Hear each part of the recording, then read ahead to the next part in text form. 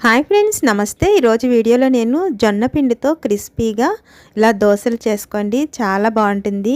మనం బరువు తగ్గాలనుకునే వారికైనా, అలాగే ఇది డయాబెటీస్తో బాధపడేవారైనా టేస్టీగా తినాలనుకుంటే ఒకసారి ఇలా ట్రై చేసి చూడండి. ఇది బ్రేక్ఫాస్ట్గా అయినా డిన్నర్గా అయినా హ్యాపీగా తినొచ్చు. చాలా బాగుంటుంది. ఇది ఎలా చేసుకోవాలంటే, నేను ఇక్కడ జొన్న పిండిని 1 కప్పు తీసుకుంటున్నాను. ఇప్పుడు సూపర్ మార్కెట్లో ఎక్కడైనా దొరుకుతుంది.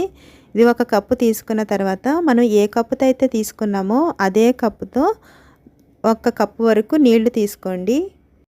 ఇలా కొంచెం కొంచెంగా వేసుకుంటూ ఉండలేమి లేకుండా మంచిగా ఇలా కలుపుకోండి. ఇలా కలుపుకోవడం వల్ల ఇది తొందరగానే కలిసిపోతుంది, ఉండలేమి అవ్వవు. ఇలా కలుపుకోండి. ఇలా కలిపిన తర్వాత దీన్ని మనం మూత పెట్టుకుని ఒక 10 నిమిషాలు నానబెట్టినట్టయితే ఇది కొంచెం జిగురుగా మంచిగా నానుతుంది. చూడండి, ఇప్పుడు 10 నిమిషాల తర్వాత పిండి చూసారా మంచిగా నానింది కదా.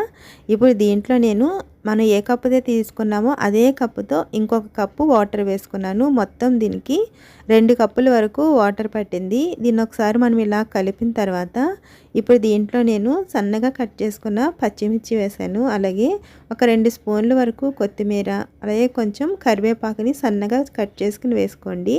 ఒక 2 స్పూన్ల వరకు క్యారెట్ని ఇలా తురుముకుని వేసుకోవాలి. అలాగే ఒక 2 స్పూన్ల వరకు ఆనియన్స్ని కూడా ఇలా సన్నగా చాప్ చేసుకుని వేసుకోండి. అలాగే సరిపడినంత సాల్ట్ వేసుకుని ఇలా ఒకసారి కలుపుకోండి. దీంట్లో పెరుగు కానీ మనం సోడా కానీ ఈనో కానీ ఏమి వేయనవసరం లేదు. ఇలా కలుపుకున్న తర్వాత ఇప్పుడు దీంట్లో ఒక 1/2 టీ స్పూన్ వరకు జీలకర్ర కూడా వేసుకోండి.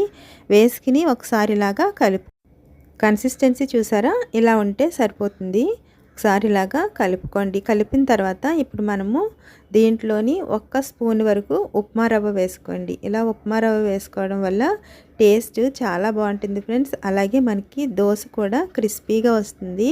ఇలా వేసుకున్న తర్వాత ఇలాగ కలుపుకోండి. దీన్ని ఏమీ నానబెట్టిన అవసరం లేదు. ఇప్పుడు స్టవ్ వెలిగించుకుని దీనికి ఇలాగ ప్యాన్ పెట్టుకున్న తర్వాత కొంచెం ఆయిల్ని ఇలా అప్లై చేసుకోండి. మనం ఇలాగ కొంచెం రవ్వ దోశ టైప్లో వేసుకుంటున్నాం కదా.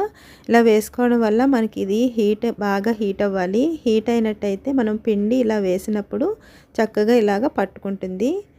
ఇలా వేసిన తర్వాత ఎంత సరిపోతుందో అంత ఇలా వేసుకోండి. వేసుకున్న తర్వాత ఇప్పుడు దీని మీద కొంచెం ఆయిల్ వేసుకుని మీడియం టు లో ఫ్లేమ్లో పెట్టుకుని దీన్ని ఇలాగా ఫ్రై అవనివ్వాలి. ఇప్పుడు దీని మీద నేను మామూలుగా ఇలా కొంచెం ఆయిల్ వేసుకున్న తర్వాత మనకి అవిసె గింజల పొడి ఉంటుంది కదా, మీకు కావాలనుకుంటే మన ఛానల్లో ఉంది ఫ్రెండ్స్. దాని కొంచెం అవిసె గింజల పొడి, అలాగే కొంచెం క్యారెట్ వేసుకోండి.